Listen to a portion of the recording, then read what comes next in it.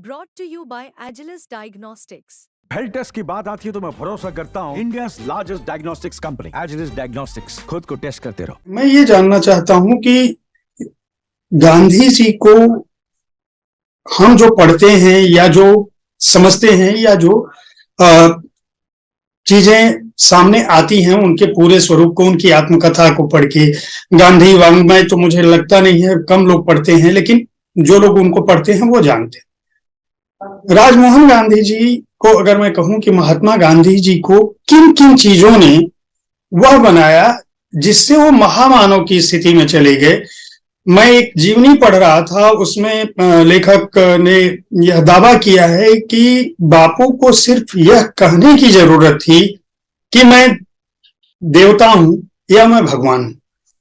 वो अगर चाहते, सिर्फ यह कह देते कि मेरे अंदर दैवी शक्ति है, तो उनको भगवान मान लिया जाता। और जो लोग आज उनकी आलोचना करते हैं या जो लोग उनके बारे में कुप्रचार करते हैं, उनकी कभी हिम्मत नहीं होती कि वो बापू को इस रूप में उनकी आलोचना कर पाते।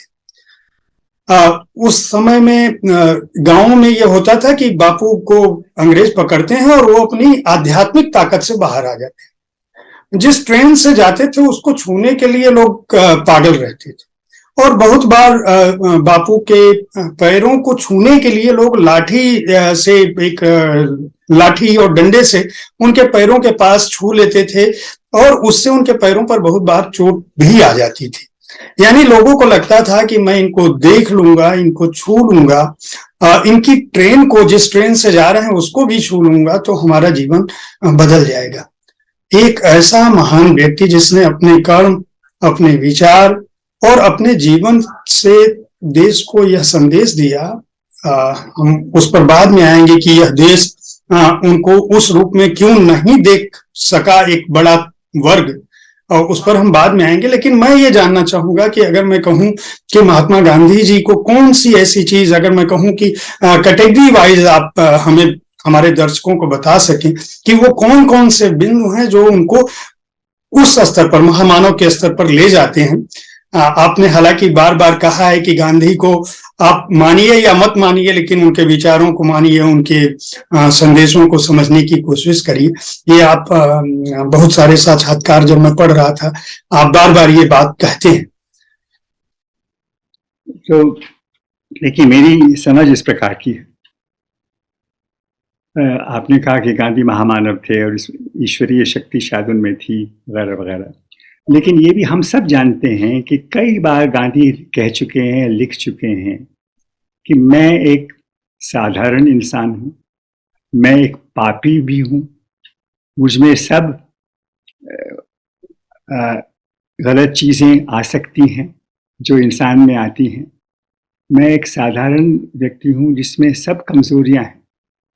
और जो भजन हैं तुलसीदास के, सूरदास के, और भी जो, जिसमें इंसान कहता है कि भाई इस पापी पर कृपा कर ईश्वर, तो ये उनकी हर वक्त प्रार्थना होती थी। लेकिन उनमें जो शक्ति आई, ईश्वर से आई, मेरा मानना है, वो भी मानते थे, उसके पीछे ये उनका व्रत था जिसका उन्होंने पालन किया कि जो उनकी अंतरात्मा कहेगी वो ही वो करेंगे। और जैसा वो कहते थे कि एक टायरेंट है, जो डिक्टेटर है, मैं एक ही डिक्टेटर है मेरे सामने, जिसके सामने मैं झुकूंगा, घुटने टेकूंगा, वो है मेरी अंतरात्मा।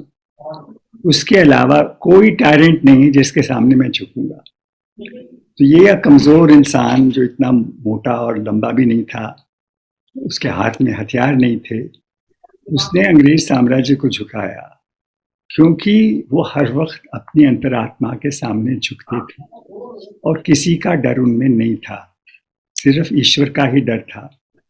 और तो इसलिए मेरी समझ में उनमें शक्ति अगर आई तो इस व्रत का उन्होंने जो पालन किया उससे आई। और देश ने देख लिया, क्योंकि उनका जीवन बिल्कुल खुला था, दिन रात खुला था, जहां भी वो थे कोई भी जा सके देख सकता था। इसलिए अब जब देश ने देखा कि जो कहता है वो करता है, और हजारों और लाखों लोग तैयार हो जाते हैं जेल जाने के लिए, अपने आप, अगर अंग्रेज सरकार उन्हें मारे पीटे लूटे, उनके घर की चीजें को भी ले जाए, जब्त कर लें, फिर भी वो तैयार हैं।